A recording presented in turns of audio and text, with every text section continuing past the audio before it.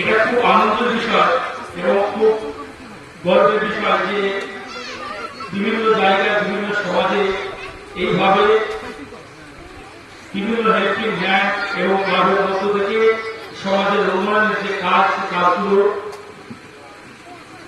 পরিচালিত হচ্ছে। আমাদের সমাজকে উন্নয়নের জায়গায় উন্নতির জায়গায় নিয়ে যেতে গেলে এইভাবে প্রত্যেককে আমাদেরকে এগিয়ে আসতে হবে। তাতে সেই সংস্থা হোক, বিভিন্ন ক্লাব হোক, প্রচারক সমিতি হোক, যে হোক না কেন।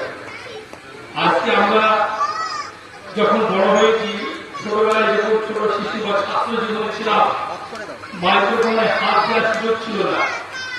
কিন্তু এখন বর্তমানে বিভিন্ন স্কুল, ক্লাব, বিভিন্ন সাংস্কৃতিক অনুষ্ঠানের মধ্য দিয়ে ছোট ছোট কিছু কিছু বাচ্চারা তারা মাইক্রোফোনে কথা বলছে, গজল বলছে, তারা বিভিন্ন রকম ভাবে কথা বলে বড় হচ্ছে। তার মানে আমরা কোথায় ছিলাম আর ওরা কোথা থেকে স্টার্ট করছে, এটা থেকে প্রমাণিত হয় যে সমাজ আমাদের আস্তে আস্তে এগিয়ে যাচ্ছে।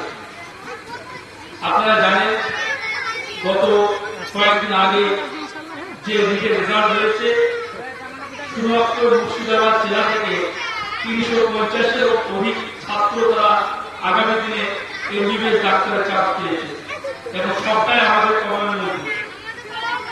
তো এটা এই যে বিভিন্ন কার্যকলাপ, বিভিন্ন সাংস্কৃতিক অনুষ্ঠান, স্কুল, এই অর্গানাইজ স্কুলের মধ্য দিয়ে সত্যি আমাদের সোসাইটি আস্তে আস্তে এগিয়ে যাচ্ছে এবং ইনশাল্লাহ আগামী দিনে আরো এগিয়ে যাবে।